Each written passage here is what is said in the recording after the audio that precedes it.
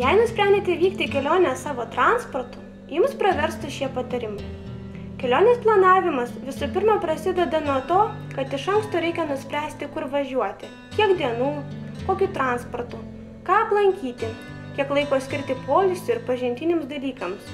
Visuomet numatykite galimas spūstis ir transporto priemonių vėlavimus, taip pat išlaidas. Pravartu pasidaryti reikalingų daiktų sąrašiuką. Tik daiktus dėkitės pagal planuojamą orų prognozę šalyje, į kurią vykstate. Būtina pasirūpinti nakvynės vietomis. Iš anksto užsirezervuoti kambarius. Tai geriausia padaryti per elektroninę sistemą ar parašius laišką. Kitas svarbus dalykas tai išsiaiškinti, kokie dokumentai yra reikalingi kelioniai automobiliu. Neužmirškite patikrinti paso galiojimo laiką ar asmens tapatybės kortelės. Šnekant apie pinigus, tai juos reiktų įsikeisti į reikiamą valiutą. Nepatartina turėti itin daug grynųjų pinigų. Jei automobilyje važiuoja 4-5 žmonės, patartina išsinuomoti stogo bagažinę. Labai svarbu prieš kelionę patikrinti transporto priemonę automobilių priežiūros centre. Jei keliaujame šiltų metų laiku, svarbu, kad transporto priemonėse būtų kondicionierius. Būtina apsidrausti kelionės laikotarpį sveikatą ir gyvybę. Geriau iš anksto pasidomėti apie pasirinktos šalies lankytinas įžymybes, atrakcionų, muziejų darbo laiką.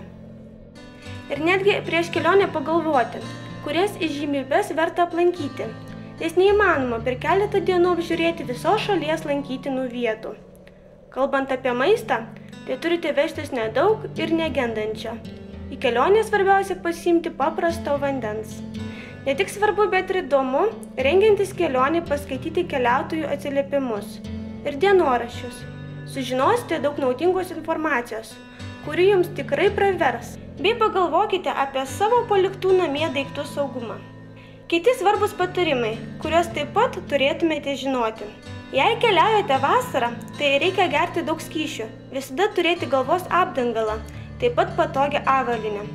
Neužmirškite, kad egzistuoja jūros ežiai ir medūzos. Saugokitės jų.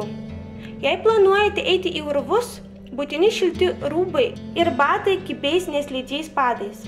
Bei šiek tiek informacijos apie mokamus kelius. Mokamų kelių yra beveik visose Europos šalyse. Mokama už važiavimą greitkeliais, tuneliais. Jei norit sutaupyti, galima rinktis važiavimą nemokamai šalutiniais keliais. Ir pigiau, ir pamatysite tikrąjį krašto grožį. Tačiau taip sugaištama daug laiko, nes vietinės reikšmės keliais judama žymiai lėčiau, ypač jei vietovės kalnuotos, pavyzdžiui, kaip Italijoje ar Kroatijoje. Kaip išvengti kelionėje problemų? Visų pirma, automobilis turi būti techniškai tvarkingas.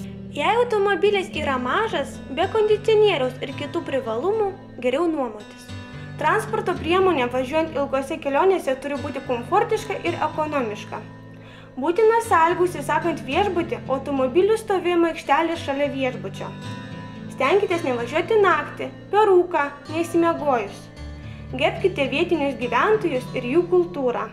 Stenkitės išspręsti konfliktus grupėje. Būkite pakantus ir tolerantiški. Svarbu atsakingas keliavimas.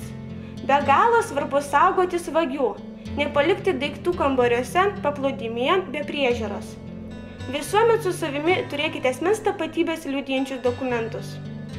Pinigus reiktų išsigryninti žinomų bankų bankomatuose. Kortelę ir grynuosius pinigus geriau laikyti atskirai. Jei vis dėlto kortelė prarandama, nedelsiant reikia ją užblokuoti. Jei keliaujama grupėje. Važiuojant į individualią kelionę, geriausia, kai keliautojų grupė būna sudaryta iš 6-8 žmonių. Grupės narių kelionės tikslai būna įvairūs, bet geriausia, kai tikslai sutampa. Žinokite, jog grupė suartina ne tik bendras kelionės tikslas, panašus amžius, bet ir stalo lauko žaidimai. Konfliktai turi būti sprendžiami kompromiso principu. Laimingo kelio!